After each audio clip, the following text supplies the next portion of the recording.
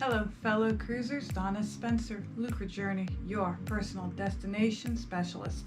Today we're going to go over the amazing port of Nassau, Bahamas.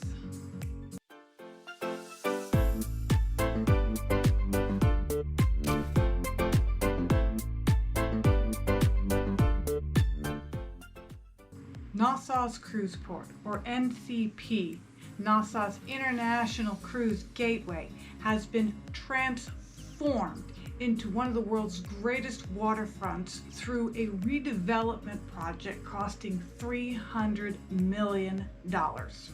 This exciting transformation includes the construction of a new cruise terminal building, a Junkanoo Museum, entertainment and event spaces, 3,500-person amphitheater, a taxi dispatch center, unique local stores, and new food and beverage facilities. In regards to standard currency, the Bahamas do have their own currency, the Bahamian Dollar. However, all major credit cards and U.S. currency is accepted. As we found, the further into the actual city of Nassau you go, the more you're going to find a handful of individuals who don't want the U.S. dollar. They want their own Bahamian money. In regards to bartering, only in the straw markets where the Bahama Mamas are ready to wheel and deal or aggressively haggle. Keep in mind, it is all-in fun, and it is 100% okay to smile, say no thanks, and walk away. If you do have difficulty with crowd anxieties or kleptophobia, you're going to want to stay on the outer edges of a number of the straw markets, especially the big one just outside the cruise terminal. There are items stacked literally to the ceiling, wall to wall. It is packed. There's barely enough room to move around in there. Tons of deals though, especially if you bypass all the people on the outer edges and go right for the inside. In regards to terrain, Nassau is very much a walking port with a number of paved roads and sidewalks. Many of the points of interest can be reached simply by walking. And if you are a little more adventurous or you have a need for more exercise, there's even a guided walking tour that you can take while you're in port. There are also a number of inclines and very uneven surfaces all over the place once you leave the cruise terminal area, so mind your footing. Guests can get their passport stamped at the Bahamas Department of Immigration in the arrivals terminal at no cost. Hawkins Hill, Mount Royal Ave, Nassau, Bahamas.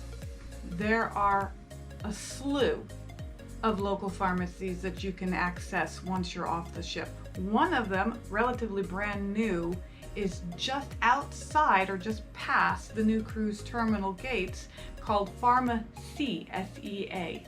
Isn't that cute? All right, one of the more exciting things we discovered in this last trip to Nassau, because heaven knows if you're cruising, you do a lot of stops at Nassau. These small, like the 60s buses, Winnebago type buses, called genties. These genties provide public transportation in Nassau. There are bus stops placed around the city, and you can access a schedule listing. Now the schedule varies on each route, but they genuinely run from early morning around 6:30 until about 7 p.m. at night. Rates do vary depending on the route, and fees start at $1.50 per person. Exact change is required, and you pay as you exit.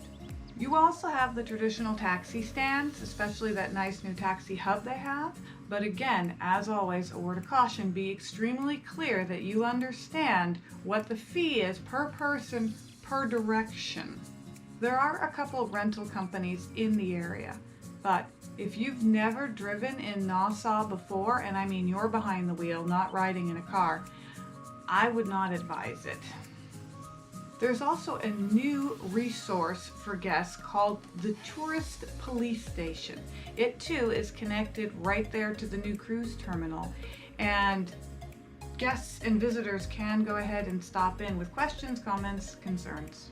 All right, there's no pool or beach access right off the ship. If you are looking to get to a beach, you're going to have an excursion or take a taxi or a Genti to many of the public beaches like Cabbage Beach, Cable Beach, or Junkanoo Beach. There are no designated children's play areas in the immediate terminal vicinity. However, there are a number of wider, open, grassy spaces that the kids can get to.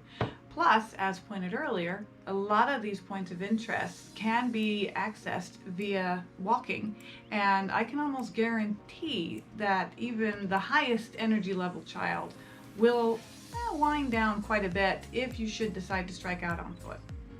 As nice as the Atlantis Aquarium Resort is, you don't have to purchase an excursion there or anywhere else in order to have a good time in Nassau.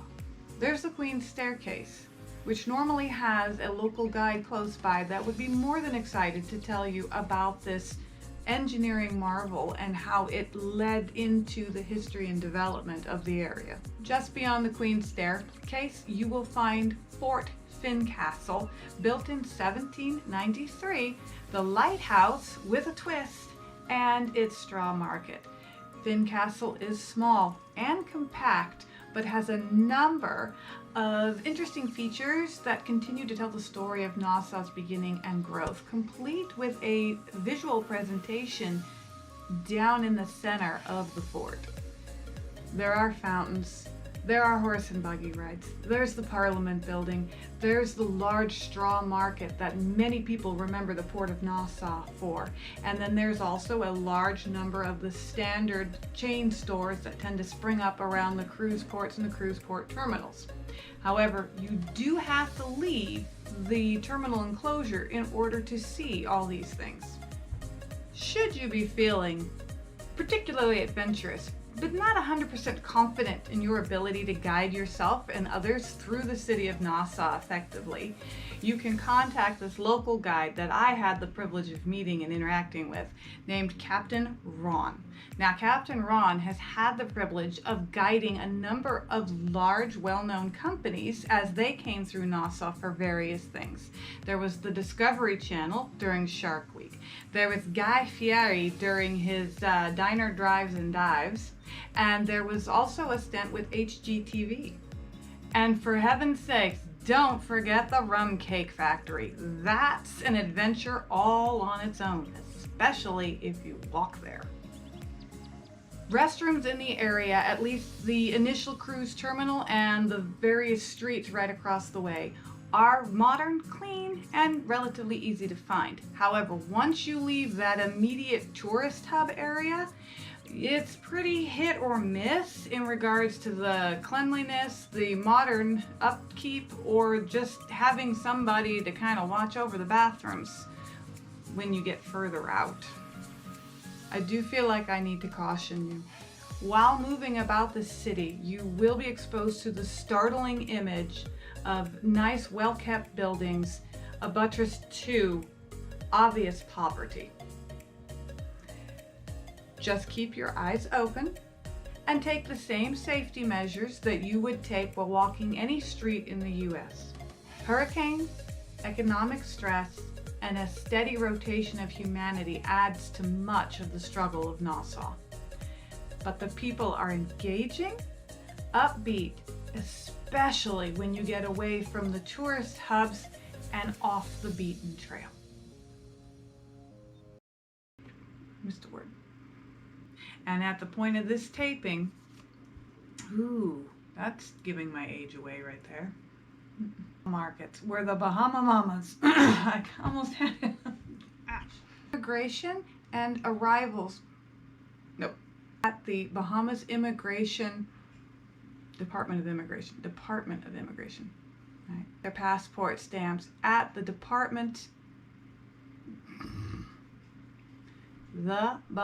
Department of Immigration.